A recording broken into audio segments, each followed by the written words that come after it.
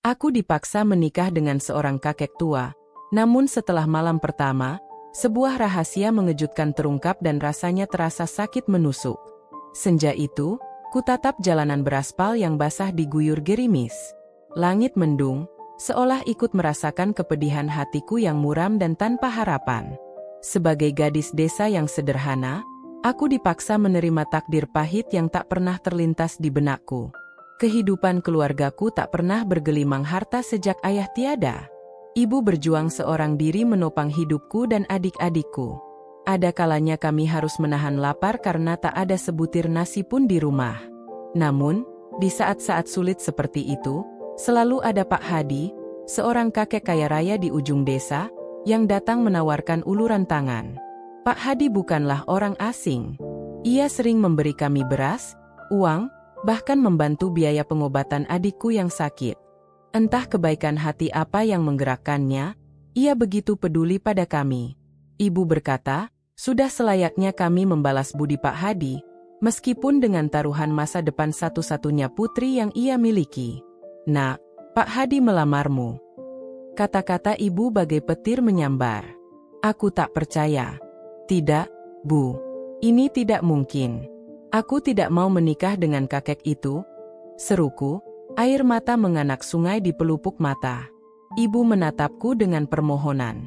Nak, ibu tahu ini berat. Tapi hanya ini jalan kita membalas kebaikan Pak Hadi. Kita berhutang budi padanya, dan ibu tidak mau dianggap tak tahu terima kasih. Aku terdiam, keluh tak sanggup bicara. Di satu sisi, aku tak ingin mengecewakan ibu. Aku tahu betapa berat beban yang ia pikul selama ini. Namun, di sisi lain, aku tak bisa membayangkan bersuamikan seorang kakek yang usianya jauh di atasku. Nak, pikirkanlah. Kalau kamu menikah dengan Pak Hadi, hidup kita akan terjamin. Adik-adikmu akan bisa sekolah. Ibu mencoba meyakinkanku. Aku hanya bisa menangis. Takdir seolah mengolok-olokku. Aku tak punya pilihan. Hari pernikahan tiba. Dengan hati hancur, aku melangkah ke depan penghulu. Pak Hadi berdiri di sana, gagah dalam balutan jas hitam. Kerutan di wajahnya tak bisa disembunyikan. Ia tersenyum padaku, tapi senyum itu tak sampai ke hatiku. Aku hanya bisa menunduk, tak berani menatapnya. Setelah akad selesai, aku diantar ke kamar pengantin. Kamar itu begitu besar dan mewah, jauh berbeda dengan kamar kecilku di desa. Aku duduk di tepi ranjang, menunggu Pak Hadi. Ia masuk dan duduk di sampingku. Ia tersenyum. Aku tahu, pernikahan ini kamu tidak inginkan. Suaranya lembut. Aku juga tahu kamu pasti takut dan cemas. Tapi aku janji, aku tidak akan menyentuhmu. Aku hanya butuh seseorang untuk menemani kesepianku. Ia melanjutkan, menggenggam tanganku. Aku terkejut mendengar pengakuannya. Aku tak menyangka Pak Hadi yang kaya raya dan disegani ternyata menyimpan kesendirian mendalam. Aku menatapnya ragu. Kamu tidak perlu takut malam ini. Kamu tidur di ranjang, aku akan tidur di sofa. Kata Pak Hadi lalu beranjak menuju sofa di sudut kamar. Aku menatapnya dengan rasa terima kasih. Terima kasih, Pak, ucapku tulus. Malam itu, aku tidur dengan nyenyak, tidak seperti yang kubayangkan. Aku merasa lega, beban berat yang selama ini menindihku seolah terangkat. Pak Hadi tidak seperti yang kuduga. Ia adalah orang yang baik dan lembut. Pagi harinya, aku terbangun dengan perasaan jauh lebih baik. Kulihat Pak Hadi masih tertidur di sofa. Wajahnya tampak damai, kerutan di dahinya tak terlalu kentara. Aku merasa kasihan padanya, seorang kakek yang hidup sendirian. Aku beranjak dari ranjang dan menuju dapur. Aku ingin membuatkan sarapan untuk Pak Hadi. Meskipun aku tidak tahu seleranya, aku akan mencoba yang terbaik. Aku membuat nasi goreng, sisa semalam di rumah ibu, dan sedikit perkedel kentang. Aku membawa sarapan ke kamar. Pak Hadi sudah bangun. Oh, kamu sudah bangun? Sapanya. Pagi, Pak.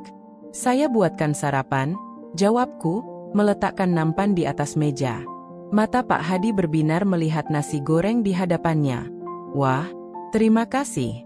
Ini mengingatkan saya pada masakan almarhum istri saya, katanya lalu mulai makan dengan lahap. Aku senang melihatnya makan dengan lahap. Aku merasa diterima di rumah ini. Hari-hari berikutnya, aku semakin betah. Pak Hadi mengizinkanku mengirim uang untuk membantu ibu dan adik-adikku. Aku mulai merasa nyaman bersamanya. Ia bukan sekadar kakek tua yang kesepian, tetapi juga seorang teman, seorang guru, bahkan seorang ayah bagiku. Aku mulai menyayanginya, bukan karena terpaksa, tetapi karena ketulusan hatinya. Suatu sore, saat kami sedang minum teh di teras belakang, Pak Hadi menatapku dengan mata teduh. "Kamu tahu, Nak, aku sangat bersyukur kamu ada di sini," katanya. Aku tersenyum. "Saya juga bersyukur, Pak. Aku sungguh berterima kasih atas segala kebaikannya. Aku merasa beruntung bisa menjadi bagian dari hidupnya." Hari demi hari berlalu, dan kehidupanku bersama Pak Hadi semakin terasa nyaman. Rumah besar itu, yang awalnya terasa asing dan menakutkan, kini menjadi tempat yang hangat dan penuh keakraban. Kami menghabiskan waktu bersama membaca buku di perpustakaan, berjalan-jalan di taman, atau sekadar berbincang-bincang di ruang keluarga. Pak Hadi punya banyak cerita untuk dibagikan, dan aku selalu antusias mendengarkannya. Namun, di balik kebahagiaan yang kurasakan, ada perasaan tidak nyaman yang perlahan menggerogoti hatiku. Aku merasa bersalah, seolah tak pantas menerima semua kebaikan dan perhatian darinya. Ia adalah orang yang luar biasa, bijaksana, dan penuh kasih sayang.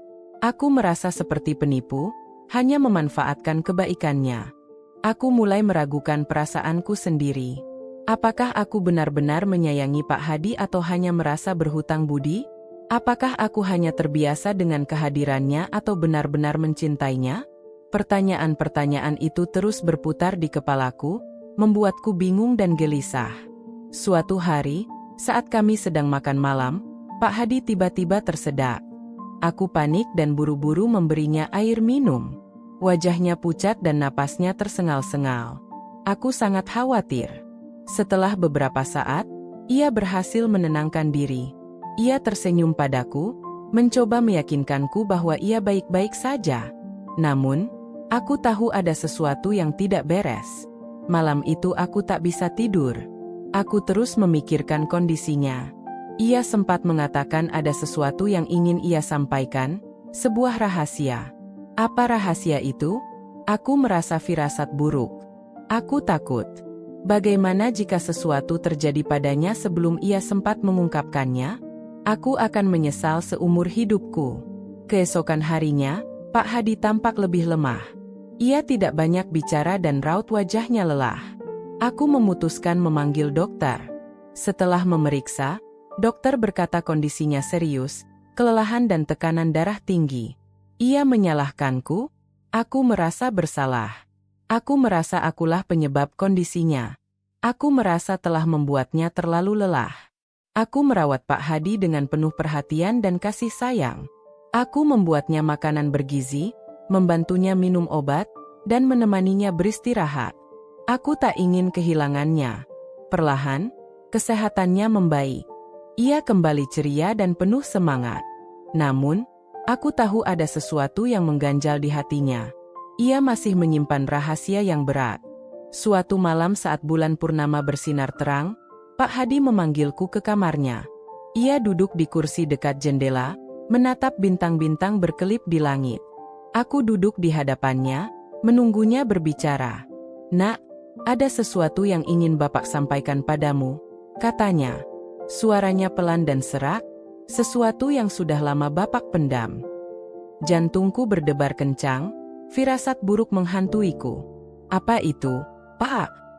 tanyaku, suaraku bergetar. Pak Hadi menghela napas panjang lalu menatapku dengan mata teduh. "Aku punya rahasia besar," katanya, suaranya berbisik. "Rahasia yang bisa mengubah segalanya." Aku menatapnya bingung. Rahasia apa yang begitu penting? Ia memegangi dada, napasnya tersengal-sengal. "Pak, Bapak kenapa?" seruku. Pak Hadi hanya tersenyum, lalu mendadak kehilangan kesadaran. Aku panik. Aku bergegas keluar kamar dan memanggil dokter. Ia menggelengkan kepala. Kondisinya sangat kritis, kata dokter, suaranya serius. Tekanan darahnya sangat tinggi dan jantungnya lemah. Kita harus segera membawanya ke rumah sakit. Aku merasa dunia runtuh di hadapanku. Aku tak bisa membayangkan hidup tanpa Pak Hadi.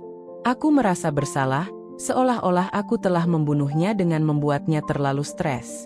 Di rumah sakit, Pak Hadi dirawat intensif. Aku tak beranjak dari sisi ranjangnya, menunggunya sadar. Aku bertanya-tanya rahasia apa yang ingin ia ungkapkan? Apakah rahasia itu berhubungan dengan kesehatannya? Apakah rahasia itu akan mengubah hidupku?